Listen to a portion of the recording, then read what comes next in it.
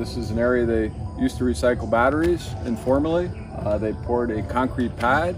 They literally take the batteries, car batteries, rickshaw batteries, hack them apart, pull the lead plates out, and then they take the plates and they pile up coal in the smelting pit, and they put the plates on top, they light the coal, and they basically melt the lead and make ingots for recycling. This is, again, the worst contaminated stuff. There are frequently kids running through here, playing capture the flag and king of the mountain on the waste piles, which is a travesty.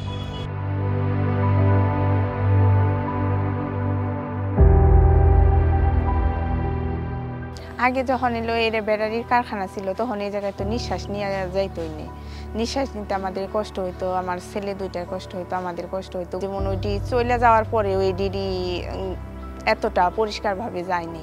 6 মাস যাওয়ার পরে দেখলাম বিভিন্ন জিনিসের উপর আক্রমণ করছে ওই আপনার গ্যাসটাই, যেমন হাঁস মুরগি, গরু, ছাগল, কবুতর, বিশেষ করে জঙ্গলের শিয়াল পর্যন্ত চামড়া লোম পড়ে গেছে আর কি।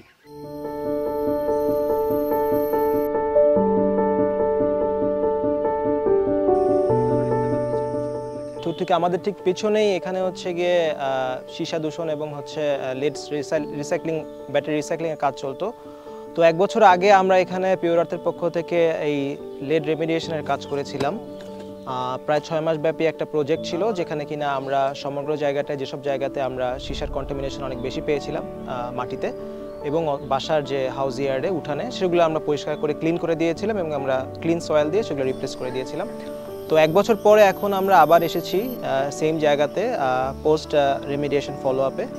তো আমরা এই সমগ্র জায়গায় যেখানে ব্যাটারি রিসাইক্লিং হতো এবং তার আশেপাশে, মানে সোর্স এরিয়া এবং তার আশেপাশের বিভিন্ন জায়গায় যেখানে কিনা এর আগে মাটি পরিবর্তন করা হয়েছে, সেখানে আবার একটা পোস্ট মেজারমেন্ট নিয়েছি যে এখন এখানে সীসার ঘনত্ব কতখানি রয়েছে।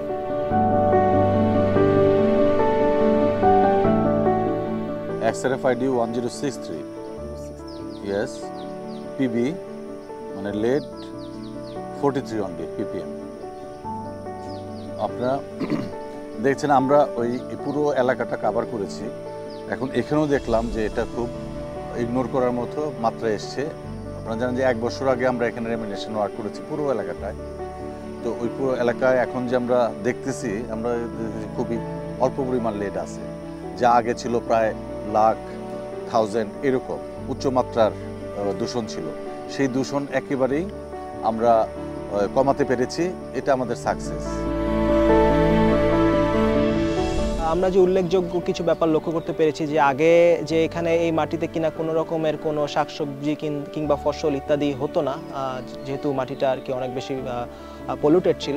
সো আমরা দেখতে পাচ্ছি যে এখন এই জায়গাগুলোতে ভেজিটেশনের পরিমাণ অনেক বেশি এবং কিছু ধরনের ভেজিটেবলস, যেমন আমরা লাউ গাছ দেখতে পাচ্ছি, কিছু শাকসবজি ইত্যাদি খুব দ্রুত এখানে আসলে উৎপাদিত হচ্ছে।